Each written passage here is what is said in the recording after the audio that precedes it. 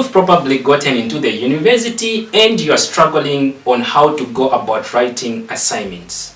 Well, you find this thing difficulty and challenging, but hey, don't worry, welcome to A Friend Explains. So here I'm going to take you or to give you that basic assignment outline, academic assignment outline. Now, you probably want to remember that back in our secondary school, we did have what we call homeworks, where probably our teacher would want us to keep us busy even if at work.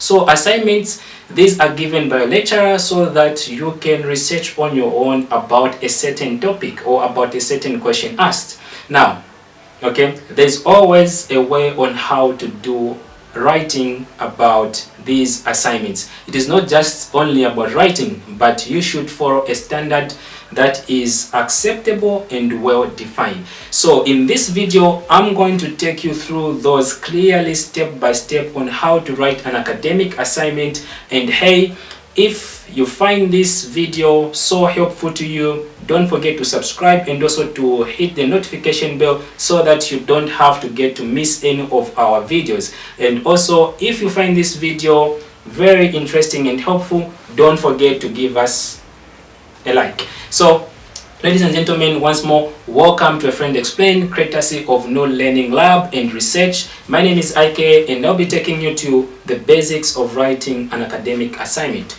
So, you probably have been given a question. So, in this case, let me get an example of maybe discuss the effectiveness of communication skill in your career and social life. So that is our question. So, and we're probably wondering on how we can go about it. But hey, follow these basic steps. Number one, okay, we'll start with the number one. So number one step is that do some literature review before you start writing.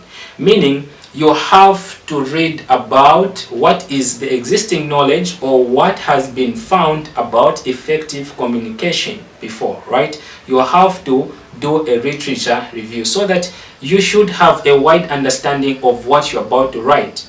So the second step up, other than that, is that now get to writing. So getting to writing, here are some of the steps that you need to do. Number one is that write that introduction. So in your introduction, you are introducing introducing your topic. You're introducing your topic to the reader. So make sure that the introduction is eye-catching, and probably in your introduction you're stating how you're going to go about the writing, as well as don't forget to put in key terms, to highlight or define key terms. So maybe probably in this scenario or in this example that I've given you, communication skill can be our key terms, or even effectiveness itself can be our key term, or maybe we can say career can be our key term. So you got to define those terms. Now, after you have that powerful introduction, the next thing that you need to do, or the next step, is that now get to writing to answer the question that you've been asking, and this is called the main body. So in your main body, you have to do what is called in-text citation, right? So in-text citation, this is where you cite the author, you acknowledge the author from where you're getting that information, because probably that is not your own source of knowledge. That is not your knowledge. So you have to acknowledge the author, you have to acknowledge from where you are getting that information.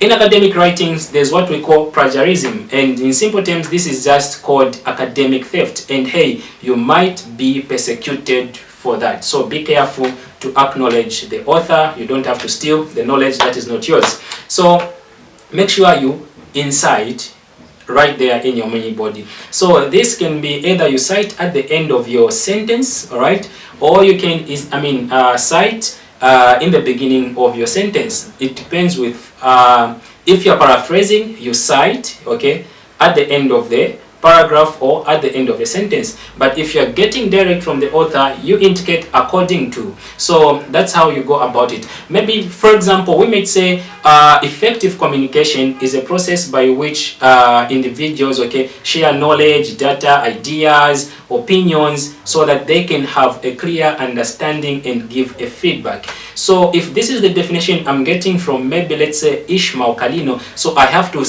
cite Ishmael, right? So I have to cite Kalino. So I'll say maybe if this document or this if let's say this